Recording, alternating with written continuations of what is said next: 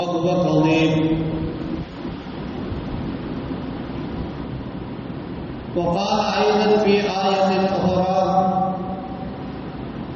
وعاشروهن بالمعروف. وقال نبينا رسول الله صلى الله عليه وسلم: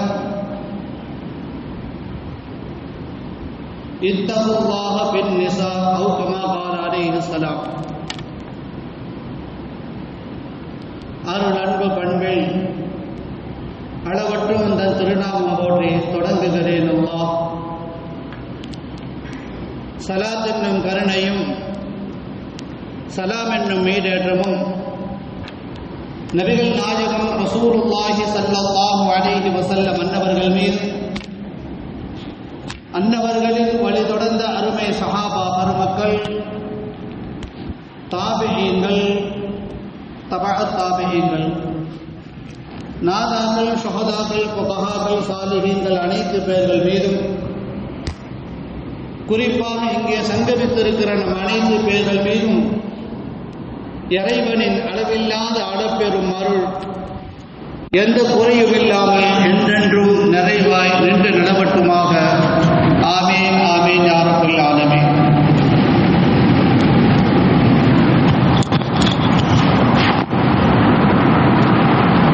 சங்கை வாய்ந்த இந்த மஜ்லிஸில் சங்கமித்திருக்கிற இந்த பள்ளியினுடைய தலைமை இமாம், மதரசாவினுடைய ஆசிரியர் பெருந்தகைகள், ஆலிம்கள், இந்த பள்ளியினுடைய நிர்வாகிகள், ஜமாத்தார்கள், இந்த பயானை கேட்டுக்கொண்டிருக்கிற அருமை தாய்மார்கள், சகோதரிகள் அனைத்து பேர்கள் மீதும் மீண்டும் ஒரு முறை துஆ செய்தவனாக சலாமை சொல்லி என் வார்த்தைகளை துவக்கம் செய்கிறேன். அஸ்ஸலாமு அலைக்கும் வரஹ்மத்துல்லாஹி தஆலா வபரகாத்துஹு.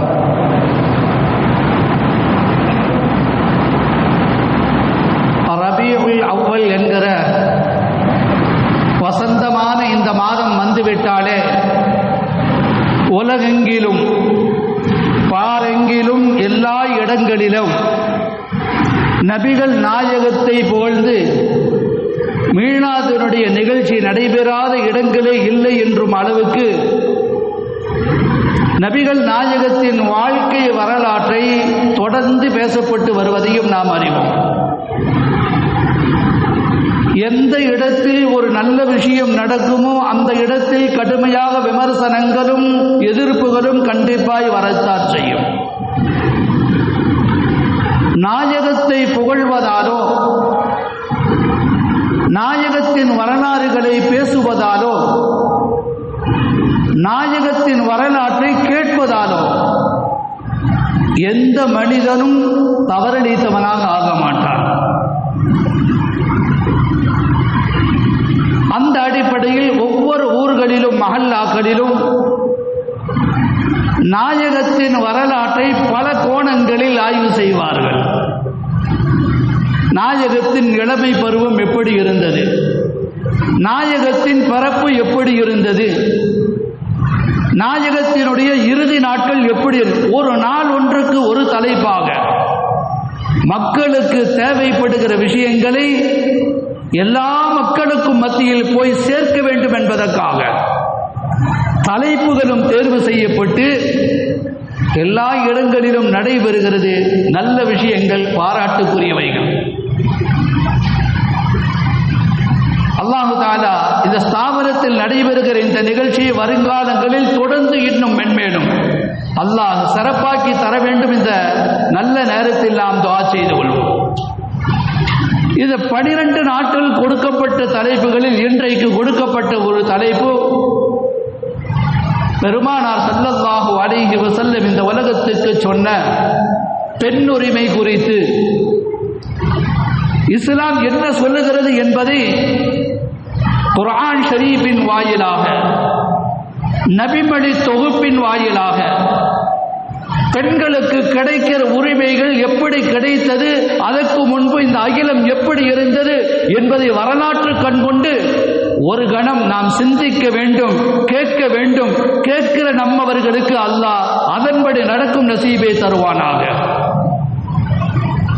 அருமையானவர்களே, அருமை நாயகம் ரசூலுல்லாஹி ஸல்லல்லாஹு அலைஹி வஸல்லம் அவர்கள் அடிக்கடி சஹாபிகளுக்கு சொல்லி வந்த செய்தி, பெண்கள் என்பவர்கள் உங்களிடம் அமானிதம் என்று ஸல்லல்லாஹு அலைஹி வஸல்லம் சொல்வார். அந்த பெண்கள் விஷயத்தில் இறைவனை நீங்கள் அஞ்சிக் கொள்ள வேண்டும், அல்லாஹுவை அஞ்சிக் கொள்ள வேண்டும் என்று நபிகள் நாயகம் ரசூலுல்லாஹி ஸல்லல்லாஹு அலைஹி வஸல்லம் மீண்டும் மீண்டும் வலியுறுத்தி சொன்ன இந்த செய்திகளை பார்க்கிற பொழுது இஸ்லாம் பெண்களுக்கு எந்த அளவுக்கு உரிமை கொடுத்திருக்கிறது யோசிக்கிறோம். உலகெங்கிலும் கொக்கரிக்கிறார்கள் மதவாதிகள், விஷ கருத்துக்களை கொண்ட, நச்சு கருத்துக்களை கொண்ட பாசிசவாதிகளும் இஸ்லாத்தை தவறான கண்ணோட்டத்தில் பார்க்கிற மக்கள் அவர்கள் எப்படி பார்க்கிறார்கள்? இஸ்லாம் பெண்களை கொடுமைப்படுத்துகிறது, இஸ்லாம் பெண்களை சித்திரவதை செய்கிறது, இஸ்லாம் பெண்களுக்கு உண்டான உரிமைகளை கொடுப்பதில்லை, வீட்டுக்குள் போட்டு அடைத்து வைத்திருக்கிறது. எவ்வளவு தூரம் இஸ்லாத்தை விமர்சிக்க முடியுமோ, இஸ்லாத்தின் மீது அவதூறுகளை சொல்ல முடியுமோ அப்படியெல்லாம் பேசிக்கொண்டு வருகிறார். உலகத்தில் வருஷத்தில் ஒரு நாள், குறிப்பிட்ட நாள் வந்துச்சுன்னா ஆசிரியர்கள் தினம் என்று இருப்பதை போல, ஒவ்வொரு தினங்கள் கொண்டாடப்படுவதை போல அன்னையர் தினம் கொண்டாடப்படுகிறது, பெண்கள் தினம் என்று பேசப்படுகிறது. ஆனால் இவைகளை ஒரு நாள் பெண்கள் தினம் என்று கொண்டாடிவிட்டாலும், பெண்ணினுடைய தினம் என்று சொன்னாலும், அன்னையர் தினம் என்று சொல்வதால் பெண்களுக்கு உரிய மரியாதை கொடுக்கப்பட்டதால் நாம் நினைத்து விட முடியாது. நிறைய பேர் அப்படித்தான் நினைக்கிறாங்க. ஆசிரியர்கள் தினமா? அந்த ஆசிரியர்கள் தினத்தன்று அந்த ஆசிரியர்களுக்கு உரிய மரியாதையை கொடுத்து விட்டால் ஆசிரியர்களுக்கும் மாணவருக்கும் உண்டான கடமை முடிந்து விட்டது என்று கடந்து விடுகிறார். அது வரல. ஒரு ஆசிரியரிடத்தில் மாணவன் எப்படி இருக்க வேண்டும், மாணவன் ஆசிரியரிடம் எப்படி இருக்க வேண்டும் என்கிற எல்லா வரைமுறைகளையும் மக்களின் மனதில் ஆழமாய் பதிய வைக்க வேண்டும். அதுதான் அந்த ஆசிரியர் தினத்தினுடைய முறைகளும் கூட. அதே போலத்தான் பெண்கள் என்பவர்கள் யார், பெண்கள் எப்படிப்பட்டவர்கள்? உலகத்தில் அல்லாஹ் படைத்த படைப்புகளில், கோடான கோடி படைப்புகளில் ஆகச் சிறந்த ஒரு அற்புதமான ஒரு படைப்பாக அல்லாஹ் இந்த மனிதனை படைத்தான். ஆண்களை படைத்து ஆதம் அலைஹிஸ்ஸலாமை படைத்து ஜோடியாக அவ்வாவை படைத்தான். எப்படி சொல்கிறான்?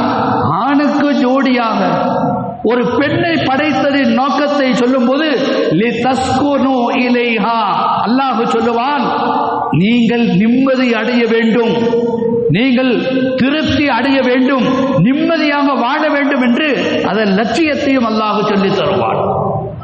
ஆக ஆண்களுக்கு ஜோடியாக படைக்கப்பட்ட பெண்கள், அவர்களின் உரிமைகள் குறித்து இன்றைக்கு கொக்கரிக்கிற கூட்டம் எப்படி சொல்லுகிறது? ஆடைகளை எல்லாம் மூடி மறைத்து வெறும் கண்கள் மாத்திரம் தெரியும்படி மக்கள் வெளியே பெண்கள் சென்றால், பார்த்தியா, இஸ்லாம் பெண்களை கொடுமைப்படுத்துகிறது. இன்றைக்கு பெண்களுடைய சுதந்திரம் என்று எதை பேசுகிறார்கள்? ஆடை குறைப்பை இன்றைக்கு பேசுகிறார்கள். எல்லா ஆடைகளிலும், அனைத்து ஆடைகளும், மேல போடுகிற ஆடையிலிருந்து கீழே போடுகிற ஆடை வரை அனைத்தும் கால்வாசியாக குறைந்து, அரைவாசியாய் குறைந்து, முக்கால்வாசியாக குறைந்து அந்நிய நாடுகளின் கலாச்சாரத்தில் பார்க்கிறோம். எவ்வளவு மோசம் தெரியுமா? உடலில் மறைக்க வேண்டிய பகுதிகள் அனைத்தும் வெளியே காட்டப்படுகிறது. இஸ்லாம் பெண்கள் அவர்களுக்குரிய முழு பாதுகாப்பை தருகிறது. இருக்க வேண்டிய இடத்தில் மறைந்து இருக்கின்ற பொழுதுதான் அந்த பெண்களுக்கு மரியாதை, அவள் பாதுகாக்கப்படுகிறாள். இன்றைக்கு நாட்டு நிலவரங்களை பார்க்கிறோமே. ஒரு சாதாரண சிறுமி ஆசிபா தொடங்கி எத்தனை பெண்கள் வரை இன்றைக்கு நாட்டு நடப்பிலே, செய்திகளிலே பார்க்கிறோமே. மருத்துவம் படித்து வந்த ஒரு பெண்மணி, கற்புக்கு கேரண்டி உத்தரவாதம் இல்லை. என்ன நடந்தது? உலகமே உற்று பார்க்கிறது.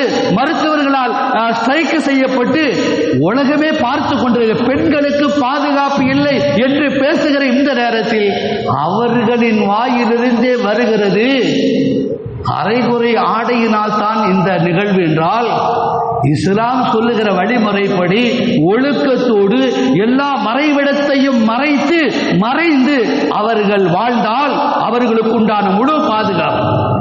இதுதான் பெண் சுதந்திரம். என்ன நினைக்கிறார்கள்? வெளியே வர வேண்டும், கார் ஓட்டிகளாக, விமான ஓட்டிகளாக, எல்லா இடங்களிலும் சாதிக்கின்ற ஒரு தகுதி படைத்தவர்களாக இவர்கள் வெளியே வர வேண்டும் என்பதை மக்கள் எதிர்பார்க்கிறார். நிறைய வெளிநாடுகளில், ரஷ்யா போன்ற நாடுகள், சில வருடங்களுக்கு முன்பு அந்த ரஷ்யாவுடைய அதிபர் பேசுகிறார், நாங்கள் பெண்களை வீட்டுக்குள் அடைத்து வைப்பதால், பெண்களை வீட்டுக்குள் பூட்டி வைத்து சமையல் அறையோடு நின்று கொள்ள வேண்டும், வெளியே வரக்கூடாது என்கிற கொள்கையை நாங்கள் எதிர்த்தோம். நாங்கள் சொன்னது என்ன? ரஷ்யாவினுடைய அதிபர் சொல்கிறார், பெண்கள் வெளியே வர வேண்டும், அவர்கள் வேலைக்கு செல்ல வேண்டும், எல்லா அலுவல்களிலும் முன்னேற்ற பாதையில் அடியெடுத்து செல்ல வேண்டும், பெண்களை வழிநடத்த வேண்டும் என்று சொன்ன ரஷ்யாவினுடைய அதிபர் சில காலங்களுக்கு பின்னால் அந்த நாட்டினுடைய சீரழிவை பார்க்கிறார், அழிவை பார்க்கிறார். பார்த்துவிட்டு பேராபத்துகளை எல்லாம் உடைந்ததற்கு பிறகு ரஷ்யாவின் அதிபர் சொல்லுகிறார், நாங்கள் எங்கள் நாடுகளில் எல்லா விஷயத்திலும் முன்னேறிவிட்டோம், ஆனால் எங்களின் குடும்ப வாழ்க்கை அப்படியே சீரழிஞ்சு போச்சு என்கிறார். ஐரோப்பியா போன்ற, அமெரிக்கா போன்ற, பிரிட்டன் போன்ற, ரஷ்யா போன்ற எல்லா நாடுகளிலும் அந்நிய கலாச்சாரம் ஊடுருவி இருக்கிற அந்த இடத்தில் கூட மற்ற மதத்தவர்கள், மாற்று மதம் சார்ந்தவர்கள் இப்பொழுது உணர்கிறார்கள், இஸ்லாம் பெண்களை அடைத்து வைக்கவில்லை, அவர்களை கொடுமைப்படுத்தவில்லை, அவர்களுக்கு உரிய சுதந்திரத்தை கொடுத்து வைத்திருக்கு. பெண்கள் வீட்டுக்குள் இருக்கிற வரைக்கும் தான் பாதுகாப்பு. மாற்று மதத்திலிருந்து இஸ்லாத்தை நோக்கி எத்தனை நடிகைகள் வருகிறார்கள், வெட்கப்பட்டு பேட்டி கொடுக்கிறார்கள். காலம் கடந்தது, நாங்கள் செய்த மிகப்பெரிய துரோகம், எங்களுடைய படங்களை இனி நீங்கள் பார்க்க வேண்டாம், எங்களுடைய படங்களை ஷேர் செய்ய வேண்டாம், எல்லா ஆடைகளையும் அரைகுறையாக காட்டி உலகத்தில் நடித்து முடித்துவிட்ட பெண்கள் இன்றைக்கு அழுகிறார்கள். இப்பொழுதுதான் எனக்கு இஸ்லாம் என்றால் என்னவென்று தெரிகிறது. ஐரோப்பாவில் மிகப்பெரிய ஒரு பாடகி, பாடகி, மாற்று மதத்தை சார்ந்தவள், மிகப்பெரிய நடிகையும் கூட. அவர் முஸ்லிமா ஆனதற்கு பிறகு அந்த பெண்மணி பத்திரிகை செய்தியாளர்களுக்கு கொடுத்த பேட்டி, அவளுடைய கண்ணோட்டம் வித்தியாசமாக இருக்கிறது. என்ன சொல்கிறார்கள்? கதீஜா அம்மையார் இருக்காங்களே, கதீஜா அம்மையார் அவர்கள் நாயகத்தினுடைய முழு நிர்வாகமும் யார் செய்தது? ஒரு கதீஜா பெண்ணுடைய நிர்வாகத்தின் கீழ் தான் நபிகள் நாயகம் 30 ஆண்டுகள் வாழ்ந்தார்கள் என்று ஐரோப்பாவில் நடித்து முடித்து இஸ்லாத்தை நோக்கி வந்துவிட்ட ஒரு மிகப்பெரிய பாடகி நடிகை சொல்லுகிறாள். அவங்களுடைய கண்ணோட்டம் அவ்வளவுதான். ஆனால் அதே நேரத்தில் இஸ்லாத்தை கொஞ்சம் கொஞ்சமாக புரிய தொடங்கி விட்டார்கள். பெருமானார் ஸல்லல்லாஹு அலைஹி வஸல்லம் பெண்களின் சுதந்திரம் பற்றி சஹாபாக்களுக்கு மத்தியில் பேசுவாங்க. பெண் உரிமை என்றால் என்ன? சஹாபாக்கள் கேட்கிற கேள்விகளுக்கு ஒரு நேரத்தில் பதில் சொன்னார்கள். ஒரு காலம் வரும், நபிகள் நாயகத்தின் திருவாய் மலர்ந்து சொன்ன வார்த்தை, ஒரு காலம் வரும். எப்படிப்பட்ட காலம் தெரியுமா? ஈராக்கிலிருந்து, பகதாது ஈராக் சொல்றமே, அந்த ஈராக்கினுடைய பகுதியில் ஒரு பெண்மணி தன்னந்தனியாக ஹஜ்ஜுக்காக வேண்டி புறப்பட்டு மக்காவை நோக்கி தன்னந்தனியாக வந்துவிட்டு திரும்பவும் தன்னந்தனியாக எந்த பயமும் இல்லாமல் மீண்டும் அவள் திரும்பி செல்கிற நாள், அப்படி ஒரு ஆட்சியை இந்த அரபு உலகத்தில் கொடுப்பேன் என்று பெருமானார் சொன்னார்கள். சொன்னது மாத்திரமல்ல, செய்தும் காட்டினார்கள். விநாயகம் ஸல்லல்லாஹு அலைஹி வஸல்லம் வார்த்தை எப்படிப்பட்டது பாருங்கள். சொன்னார்கள், அதை செய்தும் காட்டினார்கள். செயல்படுத்தி காட்டியது மட்டுமல்ல, அருமை நாயகம் ஸல்லல்லாஹு அலைஹி வஸல்லம் அன்னவர்கள் வருகைக்கு முன்னால் இந்த உலகம் எப்படி இருந்தது? ஒரு கணம் யோசித்து பார்க்கிறோம். நமக்கு மிகப்பெரிய ஆச்சரியத்தை தருகிற ஒரு செய்தி என்னவென்று சொன்னால், குர்ஆன் ஷரீஃபின் ஒரு வசனத்தை தர்ஜுமாவை தமிழாக்கத்தை அடிக்கடி படித்திருப்போம், கேள்விப்பட்டிருப்போம். வைதா புஷ்ஷிர அஹதுஹும் பில் உன்சா, ஒரு பெண் குழந்தை பிறந்து விட்டது என்ற செய்தி சொல்லப்பட்டால் என்று சொல்லவில்லை. அந்த புஷ்ஷிரங்கிற அரபி வாக்கியத்துக்கு எவ்வளவு இலக்கிய நயத்தோடு அல்லாஹ் சொல்கிறார், நற்செய்தி சொல்லப்பட்டால் என்கிறார். பெண் குழந்தை பிறக்குதல் என்பது சீட்டு என்பதை போல, அது தவறான ஒரு செய்தி என்பதை போல, குடும்பத்துக்கே ஆகாத ஒரு செய்தியை போல உலகம் நினைத்து கொண்டிருந்த காலகட்டத்தில் அல்லாஹ் எப்படி வசனத்தை இறக்கி தருகிறார்? பெண் குழந்தை பிறந்தது என்கிற சுப செய்தி சொல்லப்பட்டால் அவருடைய முகங்கள் எல்லாம் கருத்து விடுமா? முஸ்வத்தன் வஹுவ கதீம், கருத்த முகமாக அவர்களுடைய முகங்கள் மாறி போகிறது. இந்த வசனத்துக்கு தஃசீர்களை எழுதுகிற முஃபஸ்ஸிர்கள் சொல்வார்கள், ஜாஹிலியத்தில் மௌட்டீகத்தினுடைய காலம், அறியாமை காலம், மூட நம்பிக்கையினுடைய உச்சகட்டத்தில் இருந்த காலகட்டம். மௌட்டீகத்தினுடைய காலகட்டத்திலே என்ன நினைப்பான்? பிறந்த குழந்தையை தூக்கிட்டு போனா அவமானம். அலா ஹூனின் அம் யஸுஹு பித்துராப், இந்த அவமான சின்னமான பெண் குழந்தையை சுமந்து கொண்டு மீண்டும் நம்முடைய ஊருக்கு செல்வதா? நம்முடைய குடும்பத்தினர்கள் பார்த்தால், மஹல்லா வாசிகள் பார்த்தால், ஊர்வாசிகள் பார்த்தா கேவலமா பேசுவாங்க.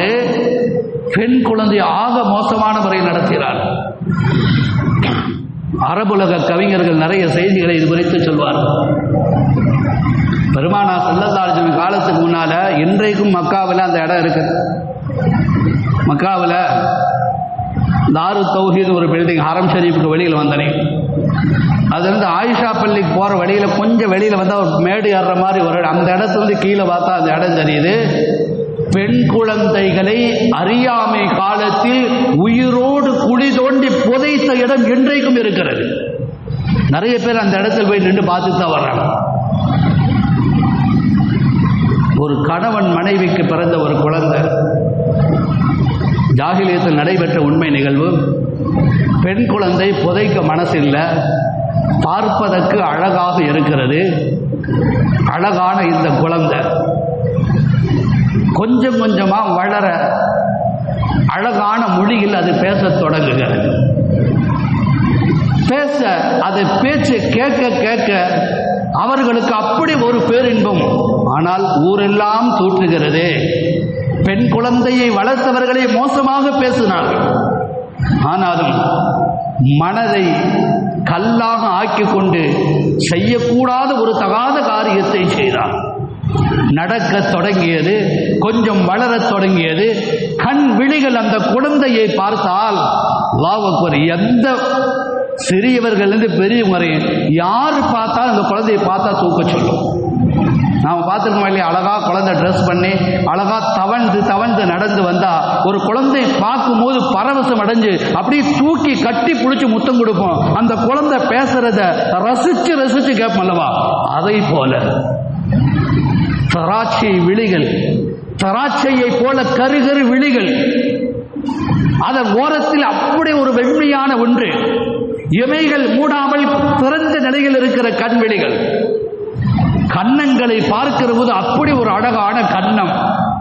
அந்த பச்சிலம் குழந்தை, வளருகிற குழந்தை இப்பொழுதுதான் பேசத் தொடங்கிய காலகட்டம்.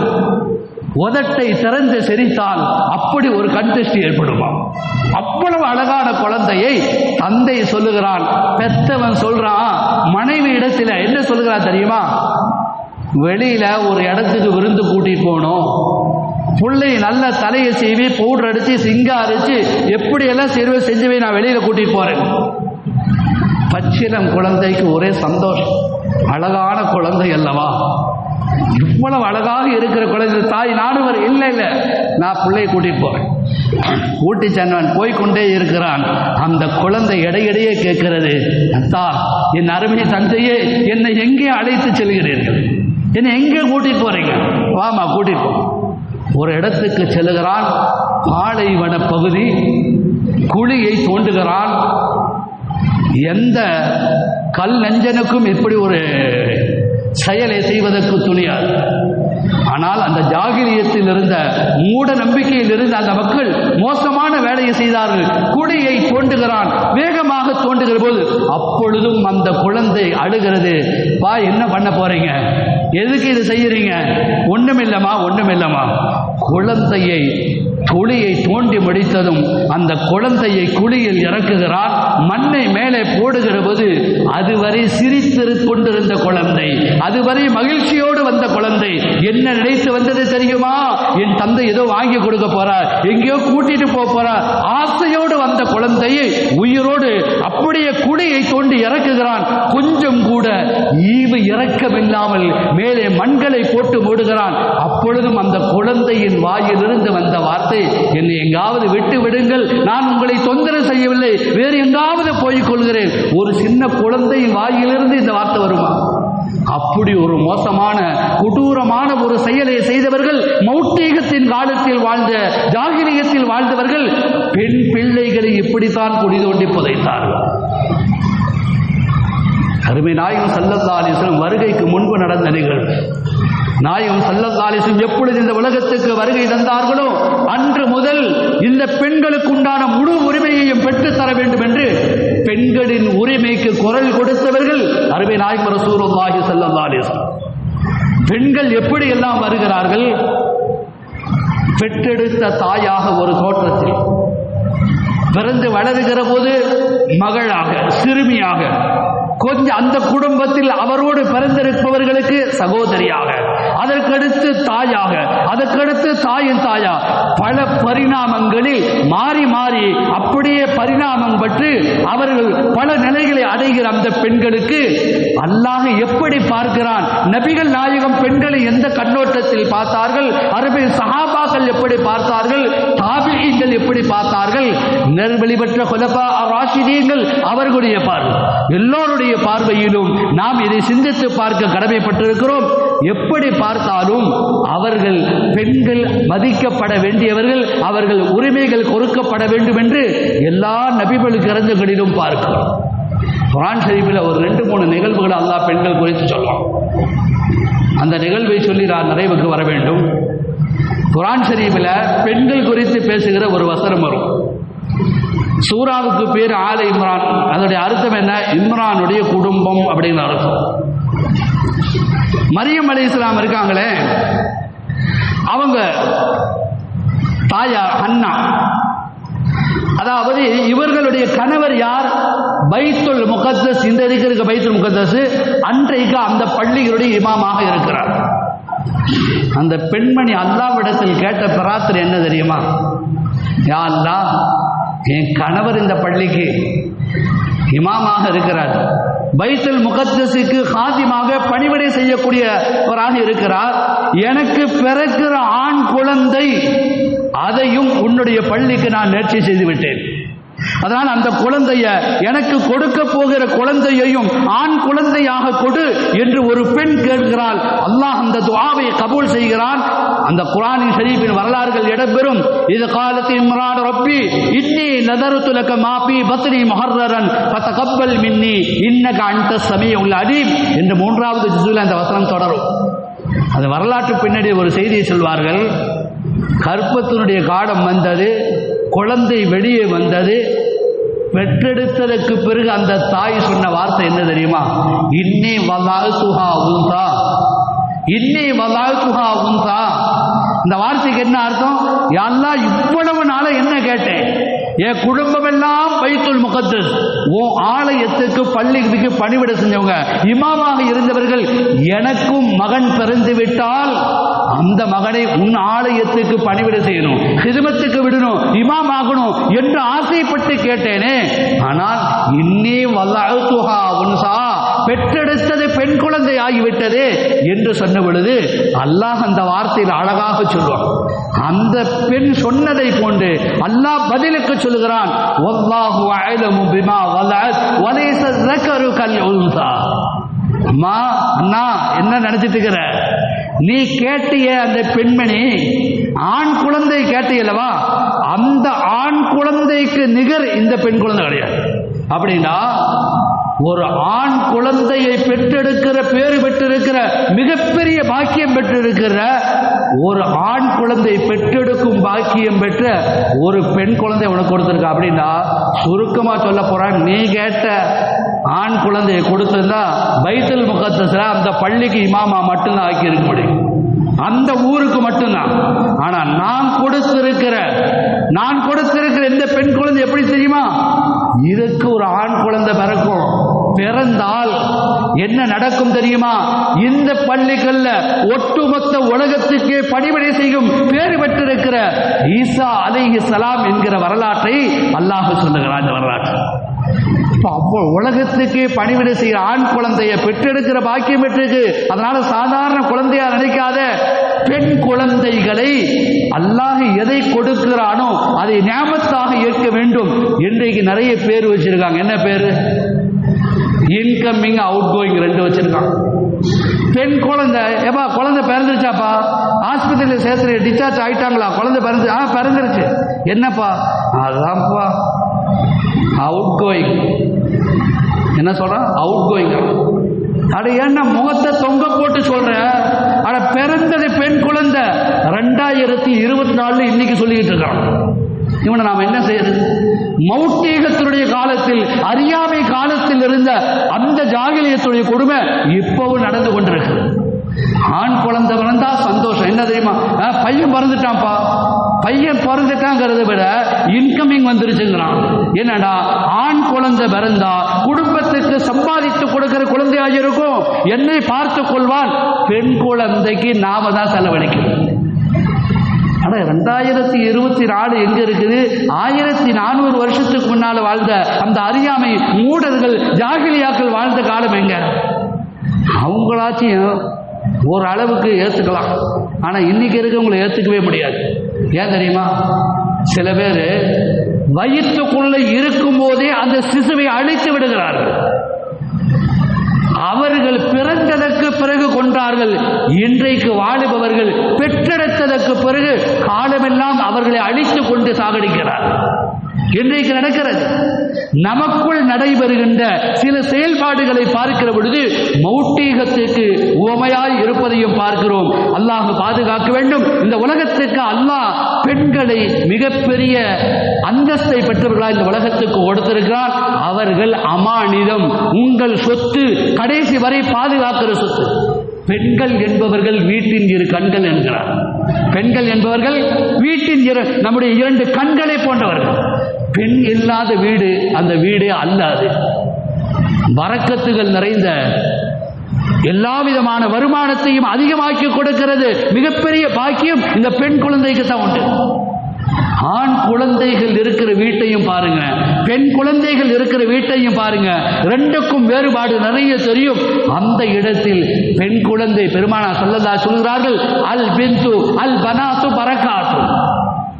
பெண் குழந்தை இருக்கிற வீடு பரக்கத்துகள் நிறைஞ்சது, வருமானங்கள் அதிகரிக்கும், நிம்மதிகள் அதிகரிக்கும். ஆனால் நேர் மாற்றமாக நம்முடைய மனதை நாம் உழட்டி கொண்டிருக்கும். இந்த பெண்களுக்கு அருமை நாயகம் ஸல்லல்லாஹு அலைஹி வஸல்லம் பெற்றுக் கொடுத்த உரிமைகளையும் நாம் சிந்தித்து பார்க்க வேண்டும். பெண்களுக்கு உண்டான பவர், மிகப்பெரிய சக்தி எது தெரியுமா? அல்லாஹ்வையே எப்படி அவருடைய நிலைகளை மாற்றிவிடக்கூடிய பவர் பெண்களுடைய பிரார்த்தனைகளுக்கு உண்டு.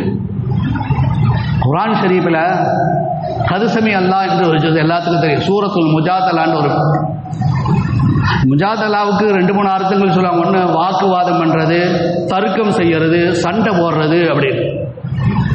நம்முடைய பாஷையில் சொல்றதா இருந்தா முஜாதலாவுக்கு சண்டையிடக்கூடிய அப்படின்னு கூட அர்த்தம் வைக்கலாம். ஏன் காரணம் என்னன்னு சொன்னா, ஹவுலா என்று ஒரு பெண்மணி வாழ்ந்தார். அந்த ஹவுலா என்கிற பெண்மணி அவர்களுடைய வாழ்வில் நடந்த நிகழ்ச்சி இந்த சூரா முஜாதலா விளக்கி காட்டும். என்ன நிகழ்வு? பெருமானா ஸல்லல்லாஹு அலைஹி வஸல்லம் காலத்தில் அன்றைக்கு தலாக்குடைய சட்டங்கள் நிறைய இருக்கு. அதில் ஒரு விதமான சட்டம், தன் மனைவியை பார்த்து, தன்னுடைய மனைவியை பார்த்து, உன்னுடைய முகத்தை பார்த்தா என் அம்மா முகம் மாதிரி இருக்கு, உன்னுடைய கை விரலை பார்த்தால் என் தாயுடைய விரலை போன்று, உன் முதுகை பார்க்கிற பொழுது என் தாயை போல என்றெல்லாம் ஏதாகிலும் ஒரு உருவத்துக்கு ஒப்பிட்டு ஒருவன் பேசிவிட்டால் அன்றைக்கு என்ன சட்டம்? லிஹாருடைய சட்டம். இந்த லிஹாருடைய சட்டம் என்ன? தலாக்கான மாறிட்டான். அப்ப ஒரு பெண்மணி நாயகத்தின் தர்பாருக்கு வருகிறார். கவுலா, அருமை நாயகமே, என்னுடைய கனவை என்னை பார்த்து இப்படி சொல்லிவிட்டால் சட்டம் என்ன? நிறைய பேர்கள் சொல்லுகிறார்கள், நானும் என் கணவரும் வாழ முடியாது, தலாக்கு, இனி அவ்வளவுதான், 2 பேரும் பிரிஞ்சிடணும் என்று சொல்லுகிறார்கள். யார் சொல்ல எனக்கு ஒரு நீதம் வேணும், நியாயம் வேணும். யார் கேட்கிறா? ஹவுலா கேட்கிறாங்க. உடனே ஹவுலா என்ன செய்யறாங்க? அல்லாஹ்வின் தூதர் ஸல்லல்லாஹு அலைஹி வஸல்லம் இடத்தில் பேசி முடித்தவர் ரசூலுல்லாஹ் சொன்னாங்க ஒரே வார்த்தையில, சட்டம் அதுதான், சட்டத்தை மாற்றுவதெல்லாம் முடியாது. உனக்கு சட்டம் இதுதான், உன் கணவர் சொல்லிட்டாரா, நீ தலாக் ஆயிட்ட, நீ பிரிஞ்சு போயிட வேண்டியதான்.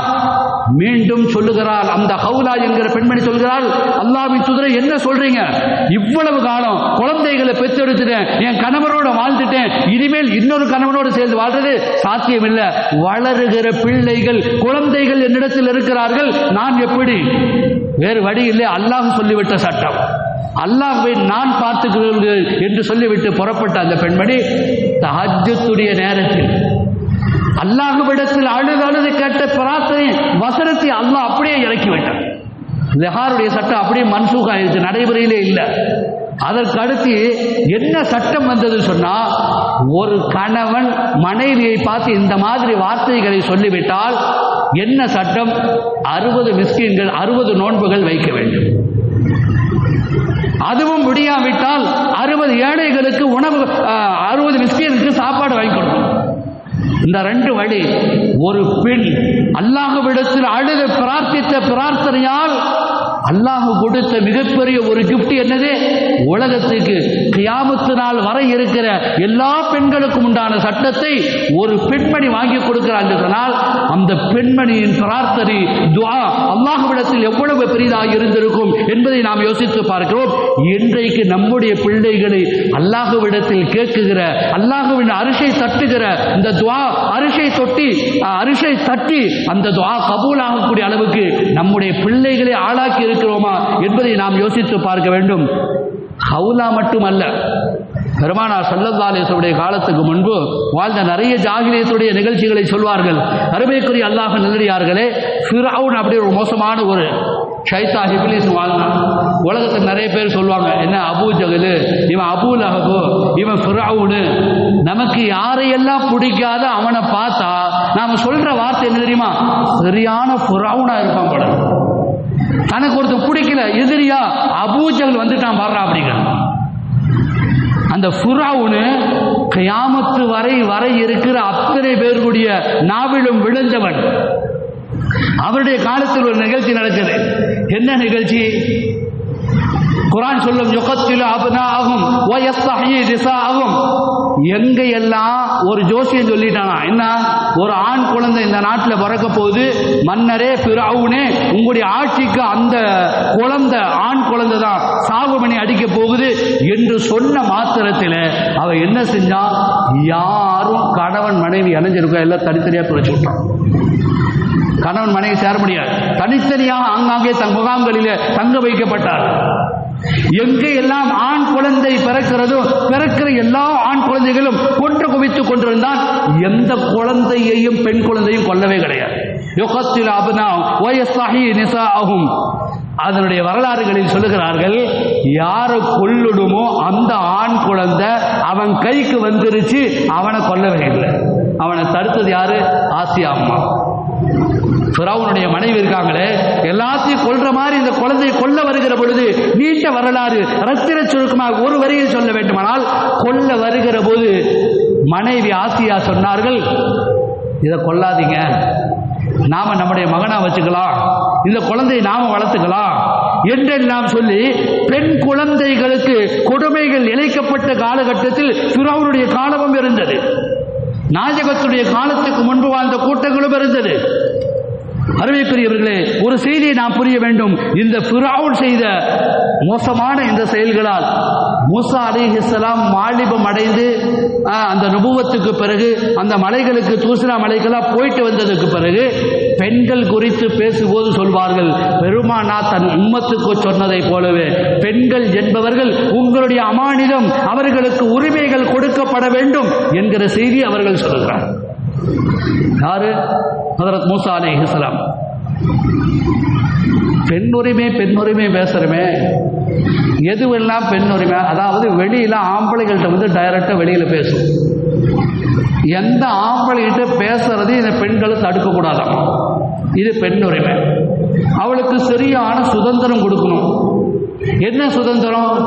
அவ எங்க வேண்டாலும் போலாம், எங்க வேண்டாலும் வரலாம், அவ என்ன செய்தாலும் கேட்கக்கூடாது. இது பெண் சுதந்திரம். இஸ்லாமியர்களுக்கு என்று சில கட்டுப்பாடுகள் விதிமுறைகள் இருக்கிறது.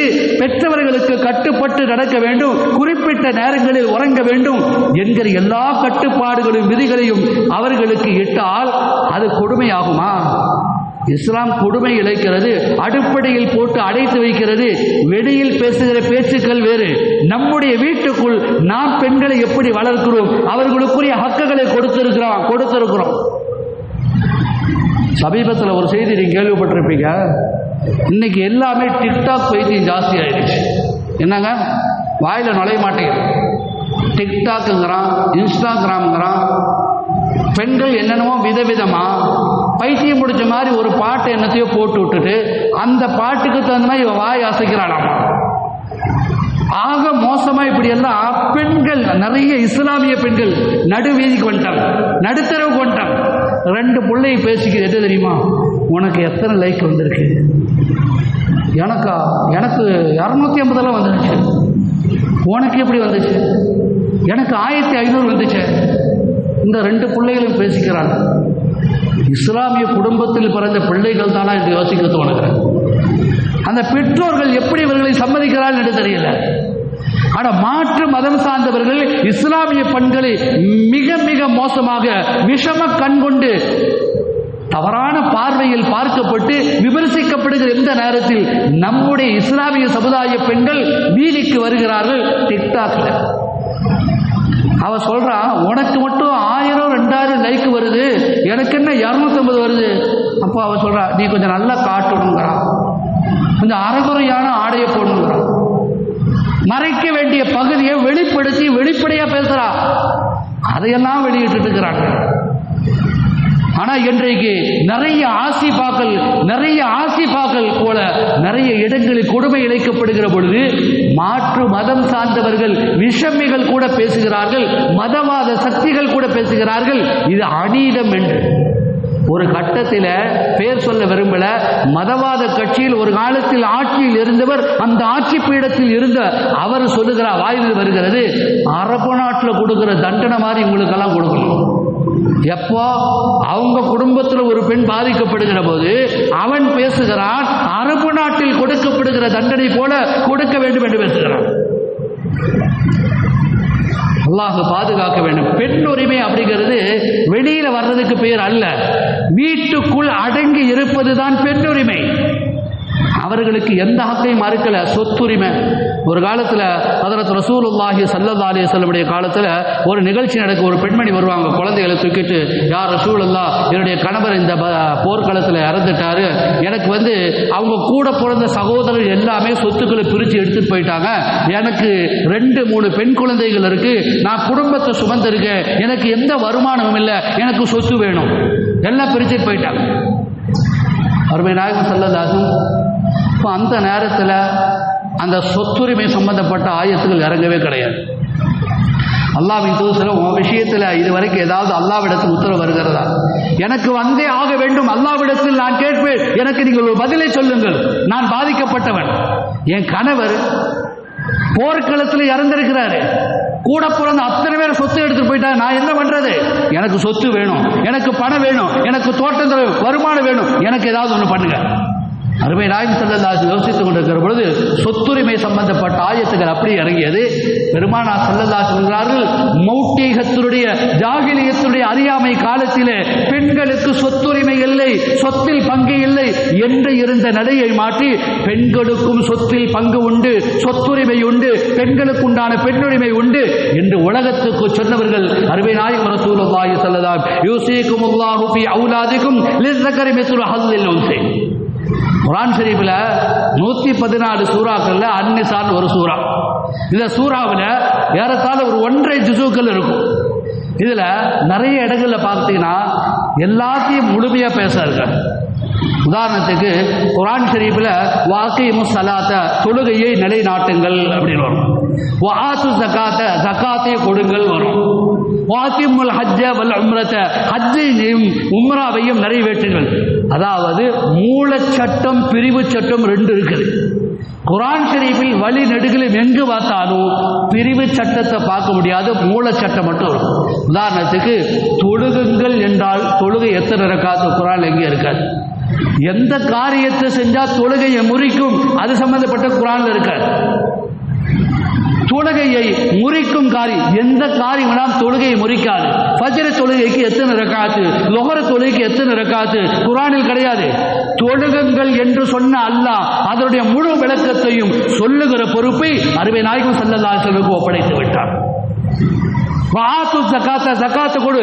எப்ப ஜகாத்து கடமை, யாரு கொடுக்கணும், எவ்வளவு இருந்த ஜகாத்து கொடுக்கணும், அது தங்கத்தில் மட்டுமா வெள்ளியில் மட்டுமா விவசாய பூமியிலா, அந்த ஜகாத்துடைய பிரிவு சட்டங்கள் அனைத்தையும் விளக்கி சொல்லுகிற பொறுப்பை அருமை நாயகத்திடத்தில் அல்லாஹ் ஒப்படைத்து விட்டார். ஒரு விஷயத்தை சொல்றதுக்காக வேண்டியதை இதெல்லாம் சொல்றேன். அப்ப தொழுகையை பேசுகிறது, ஜகாத்தை பேசுகிறது, நோன்பை பேசுகிறது, ஹஜ்ஜை பேசுகிறது. இதில் எல்லாமே மூல சட்டம் அடிப்படை மட்டுமே சொல்லப்பட்டிருக்கிறது. பிரிவு சட்டங்கள் எதையும் சொல்லப்படவில்லை. ஆனாலும் ஒரு விஷயத்தை மட்டுமே அல்லாஹ் விழாவாரியா மூலச்சட்டம் பிரிவு சட்டம் அத்தனையும் உட்படுத்தி வெளிப்படுத்துகிறார். அந்த அன்னிசா என்கிற சூறாவில் தான் பெண்கள் சார்ந்த விஷயம் என்று வருகிற பொழுது எல்லா விஷயத்தையும் பெண்களுக்குள் பிரிவு வரும் என்றால் என்ன செய்ய வேண்டும், அது பிரிவு சட்டம், அது வரும். எல்லா பெண்கள் சம்பந்தமாக குர்ஆன் ஷரீஃபுடைய வசனங்களை பார்த்தால் மூலச்சட்டங்களை போன்று அல்ல, எல்லாத்தையும் விளக்கி அல்லாஹ் சொல்லி தருகிறார். வஅன்ஸல்னா இலைக ஸிக்ர லிதுபய்யின லின்னாஸ். நபிகள் நாயகத்தை பார்த்து சொல்வான், நபியே உங்கள் மீது இந்த குர்ஆன் ஷரீஃபை இறக்கி தந்தோம். எதற்கு தெரியுமா? மக்களுக்கு இந்த சட்டங்கள் அனைத்தையும் விளக்கி சொல்ல வேண்டும் என்பதற்கென்று அல்லாஹ் அவர்களுக்கு சொல்வான். அருமைக்குரிய அல்லாஹ் நல்லடியார்களே, இந்த உலகத்திலே பார்க்கிறோம் ஹஜ்ரத் ரசூலுல்லாஹி ஸல்லல்லாஹு அலைஹி வஸல்லம் நிறைய விஷயங்களை பெண்களுக்கு விஷயமாக சொன்னார்கள்.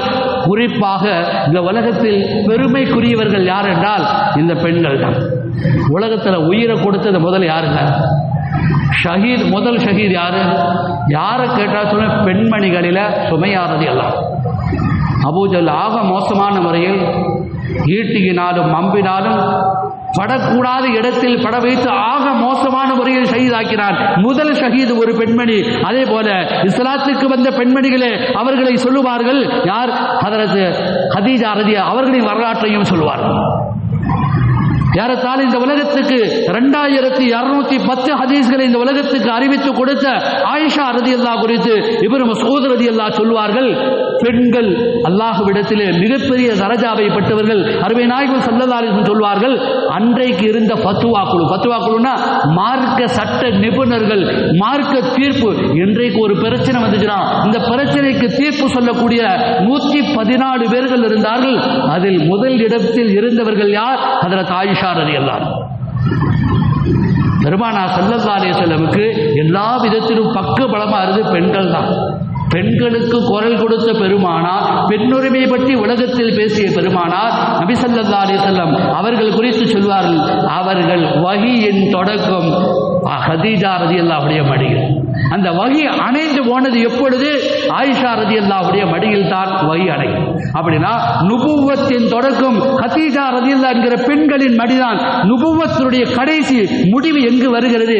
ஆயிஷா ரலியல்லாஹுடைய மடியில் படுத்திருக்க போது பெறுகிறது. பெண்கள் எப்படிப்பட்டவர்?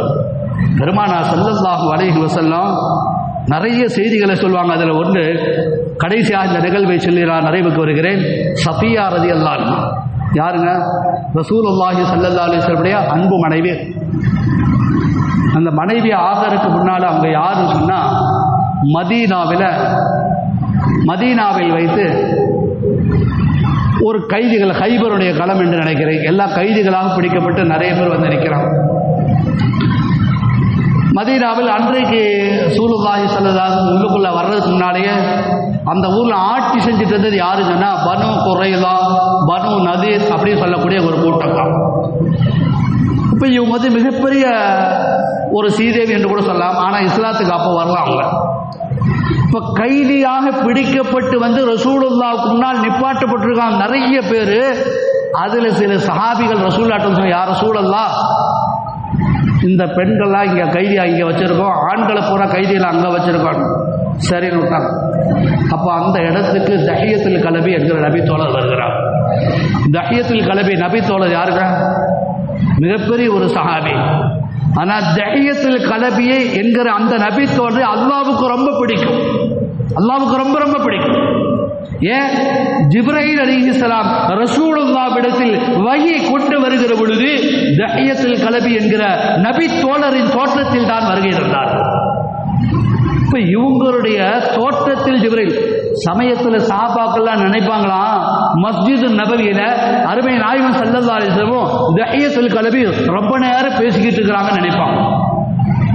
ஆனா பலர்களும் ஸல்லல்லாஹு அலைஹி வஸல்லம் அவங்க போனதுக்கு பிறகு என்கிட்ட பேசிட்டு இருந்த யாரு சொல்லுங்க, எல்லா சாபன் தஹியத்துல் கலபி தான், எல்லாத்துக்கும் தெரிஞ்சவர் தானே, அவர் கூட தான் பேசிட்டு இருக்கிறீங்க. நபி ஸல்லல்லாஹு அலைஹி வஸல்லம் தஹியத்துல் கலபி இல்ல, தஹியத்துல் கலபி அந்த தோழரின் தோற்றத்தில் வருகை தந்து ஜிப்ரீல் அலைஹிஸ்ஸலாம் என்கிறார். அந்த தஹியத்துல் கலபி இந்த ஹைபருடைய கைதிகள் நிறுத்தப்பட்டிருக்கிற பொழுது ரசூலுல்லாஹ்விடத்தில் வருகிறார்கள். யா ரசூலல்லாஹ், நிறைய கைதிகள் உங்களுக்கு கிடைச்சிருக்காங்க, நிறைய கைதிகள் நிப்பாட்டி வச்சிருக்காங்க, எனக்கு ஏதாவது வேலைக்கு நிறைய உதவியாக ஒத்தாசையாக இருக்க வேண்டும், எனக்கு ஏதாவது ஒரு அடிமை பெண்ணை கொடுங்க கேட்கிறோம். ஸல்லல்லாஹு அலைஹி வஸல்லம் சொன்னாங்க, இக்தர் மாஷியத், உங்களுக்கு எது தேவைப்படுதோ அடிமை பெண்களை உங்களுக்கு பிடிச்சது நீங்க எடுத்துட்டு போங்க, உங்க வேலைக்கு தானே, ஒரு அடிமை தானே, எடுத்துக்கட்டாங்க. ரசூல் அந்த அடிமை பெண்களை பார்க்கல, ஆண்களை பார்க்கல. அந்த கூட்டத்தில் போய் இவங்க வந்து சஃபியா அவர்களை தேர்வு செய்யறாங்க.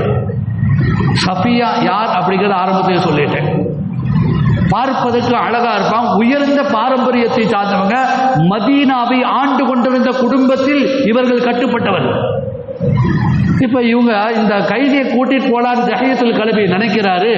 நினைக்கும் போது சஹாபாக்கள் பார்த்துட்டாங்க. எங்க இல்ல ரசூலுல்லாஹ் எனக்கு வந்து ஒரு அடிமையை எடுத்து போக சொல்லிட்டாங்க, எடுத்து போறேன், கொஞ்சம் இருங்க. நேரம் வேகமா ரசூலுல்லாஹ்ட்ட போறோம்.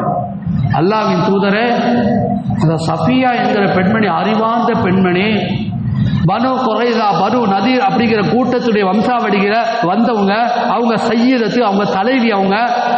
அதனால அந்த அறிவுள்ள ஆற்றல் மிக்க ஒரு ராயல் குடும்பத்தை சார்ந்த அந்த பெண்மணி உங்களுக்குத்தான் தகுதி, நீங்க அவங்க வேணாம் சொல்லுங்க. உடனே தஹியத்துல் கலபியை வாங்கன்னு கூப்பிட்டாங்க. தஹியத்துல் கலபி பக்கத்துக்கு வந்தனே, நீங்க யாரை எடுத்து போறீங்க அவங்கள கூட்டுவாங்க. கொண்டது நிப்பாட்டியாச்சு. இவங்களை இங்க விட்டுட்டு இங்க இருக்கிற அடிமைகளை வேற ஏதாவது அடிமைகள் நீங்க எடுத்துட்டு போங்கட்டாங்க. சரி அல்ஹம்துலில்லாஹ் எடுத்துட்டு போயிட்டாங்க. இப்ப சஃபியா நிக்கிறாங்க. ரசூலுல்லாஹ் அப்படியே பார்வை சஃபியா மேல படுது. சஃபியாவை பார்க்கும்போது கேட்டாங்க, ஏமா உன்னை நான் திருமணம் செஞ்சுக்கிட்டா நீ அதை கபூல் செய்ய ஏற்றுக்கொள்வாயா? இஸ்லாத்துக்கு வந்துட்டு முஸ்லீம் ஆகி ஷஹாதத் கலிமாவை சொல்லி முஸ்லீம் ஆகிட்டா நான் உன்னை கல்யாணம் பண்ணிக்கிறேன், என்னை திருமணம் செய்வதற்கு விருப்பமா? இதற்கு முன்னால் போர்க்களத்தை 2 கணவரை அந்த பெண்மணி இழந்திருக்காங்க. 2 கணவரோட வாழ்ந்துட்டாங்க. இப்ப இந்த பெண்மணியை ரசூலுல்லாஹ் விதவைகளுக்கு வாழ்வு கொடுத்தல் பெண்ணுரிமை என்பதற்கு சொல்ல வருகிறேன். அந்த விதவை பெண் சஃபியாவுக்கு ரசூலுல்லாஹ் வாழ்க்கை கொடுக்குறாங்க. முதல்ல உரிமையை கேட்கிறாங்க. உன்னுடைய உரிமை, நீ விரும்பினா நிக்காஹ் பண்ணிக்கலாம், நீ விரும்பாவிட்டால் விட்டுவிடு. அந்த சஃபியா சொன்ன வார்த்தை, அல்லாஹ்வின் தூதரே, நான் முஸ்லீம் ஆகல இன்னும், ஆனா எனக்கு முன்னாலே உங்க மேல ஒரு நல்ல எண்ணம் இருந்துகிட்டே இருக்கு, உயர்ந்த எண்ணம் என் கல்வியில இருந்துகிட்டே இருக்கு. வியாபார விஷயமா போகும்போது கதீஜா ரலியல்லாஹு அவங்க அனுப்பி வச்ச அந்த வியாபார கூட்டம் சிரியாவை நோக்கி படையெடுத்து நீங்க போனீங்கல்ல, அப்ப இருந்து உங்களுடைய வாழ்க்கை, உங்களுடைய பேச்சு, உங்களுடைய நடத்தை எல்லா மக்களும் பேசிக் கொள்கிறார்கள். உங்கள் மீது எனக்கு ஒரு அன்பு இருந்தது என்று சொல்லுகிறார். அப்படியானால் உன்னை நான் திருமணம் செய்து கொள்கிறேன் என்கிறார்கள். இன்றைக்கு நடைபெறுகிற திருமணத்தை போல அல்ல. இப்போ மகர் கொடுக்கணுமா இல்லையா? சஹாபாக்களை திருமணம் செஞ்சிட்டாங்க. அதற்குண்டான 2 பேரும் கூடுகிற வேலையை அந்த பெண்மணிகள் எல்லாம் செஞ்சு ஏற்பாடு முடிஞ்சு கொஞ்ச நேரம் தான் இருக்குது. எல்லா சஹாபிகளையும் கூட்டாங்க. உங்கள்கிட்ட யார் யார்ட்ட என்னென்ன இருக்கு எல்லாம் கொண்டு வாங்க. அதை கொண்டு வந்துட்டாங்க. அதை பாயாசத்தை போல ஒரு இனிப்பை போல, அதாவது பேரீச்சம்பழம், சர்க்கரை கட்டி போன்ற ஒரு இனிப்பு, இன்னும் சில மாவுகள் எல்லாம் குழைக்கப்பட்டு ஒரு உணவை போல தயார் செய்யப்பட்டது. ரசூலுல்லாஹ் கொடுத்த வலிமா விருந்து அதுதான். இப்ப நிக்காஹ் நடக்கிறதுக்கு முன்னாலே இந்த பேச்சுவார்த்தை எல்லாம் முடிஞ்சிருச்சு. சஹாபாக்கள் கேட்ட யார சொல்ல அந்த பெண்மணிக்கு என்ன மகருன்னு கேட்டாங்க. ஸல்லல்லாஹு அலைஹி வஸல்லம் சொன்னாங்க, இந்த பெண்ணுக்கு நான் மகர் கொடுக்காம திருமணம் செய்ய மாட்டேன். இந்த பெண்ணுக்கு மகர் என்ன சொன்னா, அந்த பெண்ணை நான் உரிமை விடுகிறேன். அந்த நாளுக்கு அன்றைய காலகட்டத்தில் திர்ஹம் தீனார். இன்றைக்கு 2024 ரசூலுல்லாஹ் அன்றைக்கு உரிமை விடுவதற்கு செலவழிச்ச தொகையை பார்த்தா லட்சக்கணக்கில் வரும். அவ்வளவு பணத்தை கொடுத்து சஃபியா அவர்களை உரிமை விட்டு சொல்லுகிறார்கள், நான் உரிமை விட்டேன், இதுதான் நான் உனக்கு கொடுக்கிற மகர். கொஞ்ச நேரம் தான் ஆச்சு, அல்லாஹ் அக்பர் எல்லோரிடத்திலும் சொன்னார்கள், நான் சஃபியாவை திருமணம் செய்து கொண்டேன். ஒரு 10 நிமிஷம் இதெல்லாம் நடந்து ஒரு 10-15 நிமிஷம் ஆயிருக்கும் வைங்கள. அதுக்கு அடுத்து நடந்த நிகழ்ச்சி, குதிரை வருது, ஒட்டகம் வருகிறது. சஃபியா ரலியல்லாஹு யார சொல்றாங்க, அவங்க ஏறுறதுக்காக எத்தனைக்கிற பொழுது மேலே ஏற முடியல.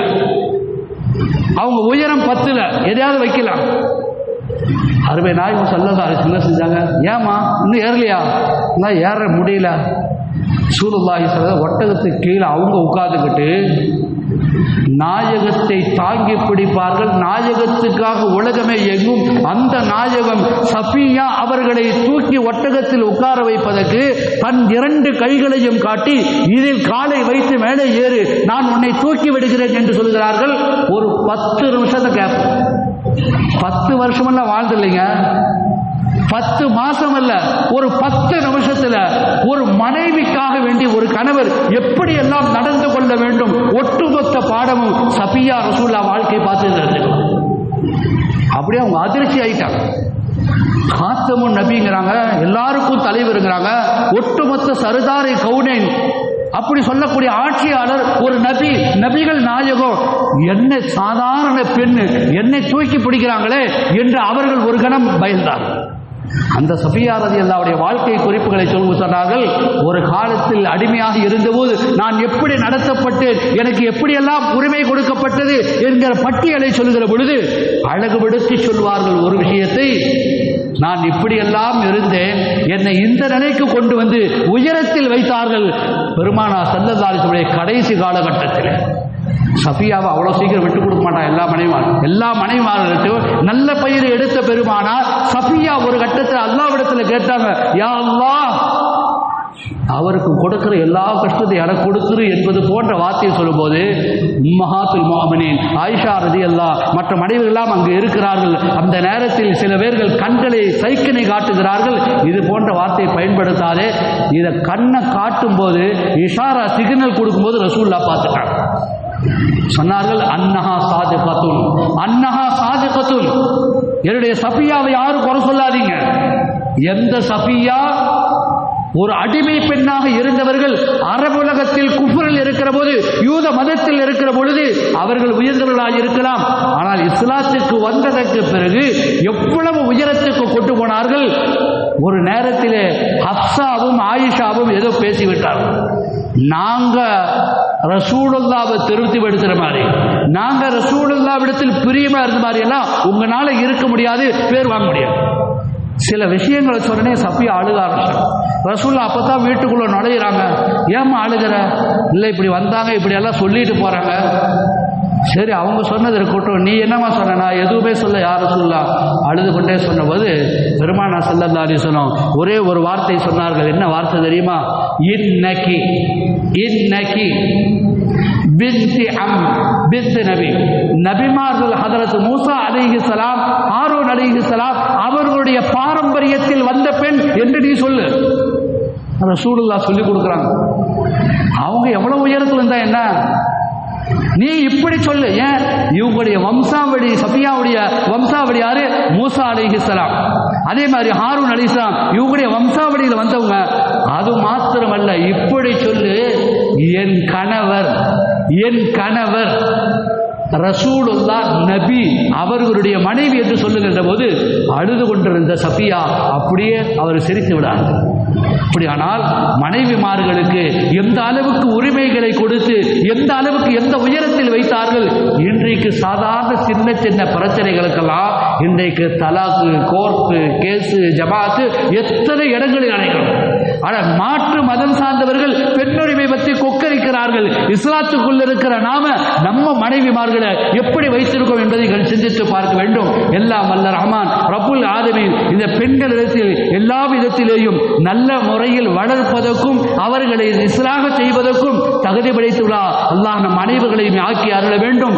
இந்த இஸ்லாத்தில் இருக்கின்ற எல்லா கருத்துக்களையும் உள்ளதை உள்ளதன்படி விளங்கி அதன்படி நடக்கின்ற நசீபை வல்லோன் அல்லாஹ் நம் அனைவர்களுக்கும் வழங்கிடுவானாக. என இந்த நல்ல நேரத்தில் வளமாய் நலமாய் பலமாய் பிரார்த்தித்து துஆ செய்து வாய்ப்பளித்தமைக்கு நன்றி கூறி விடைபெறுகின்றேன். ஆமீன் ஆமீன். வஆகிரு தஅவானா அனில் ஹம்துலில்லாஹி ரப்பில் ஆலமீன். அஸ்ஸலாமு அலைக்கும் வரஹ்மத்துல்லாஹி தஆலா வபரகாத்துஹு.